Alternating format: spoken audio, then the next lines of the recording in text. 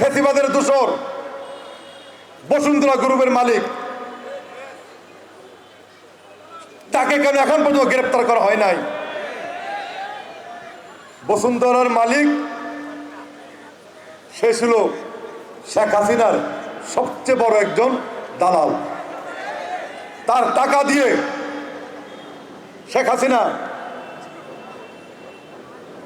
এদেশের এই আন্দোলনের সময় প্রশাসনের লোকজনকে টাকা দিয়ে তাদেরকে দিয়ে বিভিন্ন হত্যাকাণ্ডে অংশগ্রহণ করিয়েছিলেন।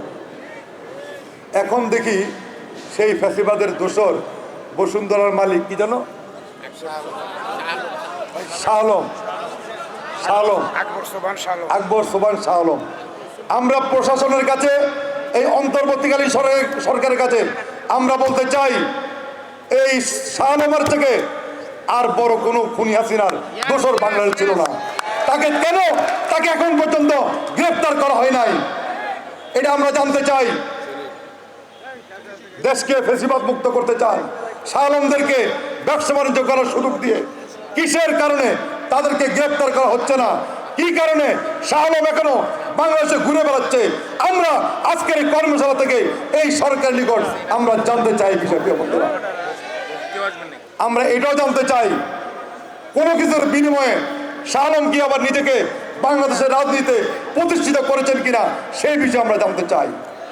তবে আমাদের স্পষ্ট বক্তব্য, বাংলাদেশের মানুষ যাকে ভালোবাসে না তাকে কেউ রক্ষা করতে পারে না।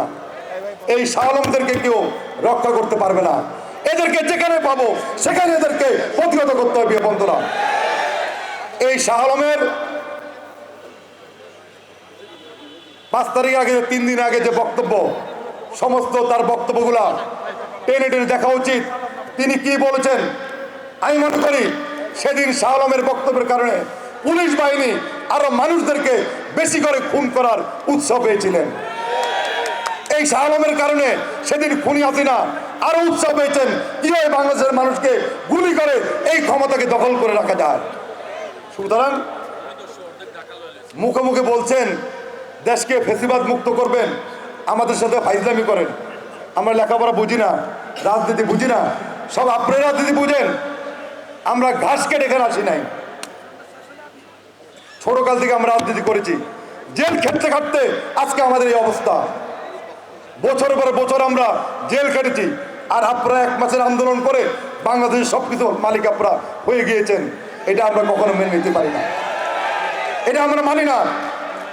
16 বছর আমরা আন্দোলন করেছি, হাজার হাজার নেতাকর্মী আমাদের শহীদ হয়েছেন, এবং 1 মাসের আন্দোলনে বিএনপির মতো এত নেতাকর্মী কোনো দলের শহীদ হন নাই, এবং এত নেতাকর্মী গ্রেপ্তার হয় নাই। এই নির্বাচন সময় আমি সহ আমাদের অনেককে টানা 1 বছর আমাদের এই কারাগারে থাকতে হয়েছে। আপনি কি মনে করেন আমরা এগুলো ভুলে গিয়েছি?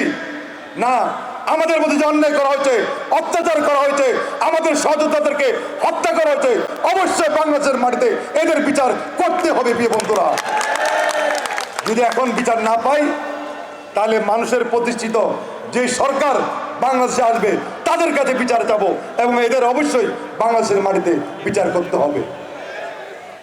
প্রিয় বন্ধুরা, আজকের বক্তব্য দীর্ঘায়িত করব না, আপনাদেরই বলবো আসুন আমরা ঐক্যবদ্ধ হই। আমাদের নেতা তারেক রহমানের নেতৃত্বে আমরা ঐক্যবদ্ধ হব। যে কোনো কর্মসূচি তিনি ঘোষণা করবেন আমরা রাজপথে ঝাঁপিয়ে সেই কর্মসূচিকে আমরা সফল করব। আর আমাদের দীর্ঘদিনের যে আশা আকাঙ্ক্ষা ছিল একটি সুষ্ঠু নির্বাচন হবে, একটি সুন্দর বাংলাদেশ প্রতিষ্ঠা হবে, একটি সুন্দর নির্বাচন হবে, আমরা ভোট দিয়ে আমাদের পছন্দের ব্যক্তিকে আমরা নির্বাচিত করব।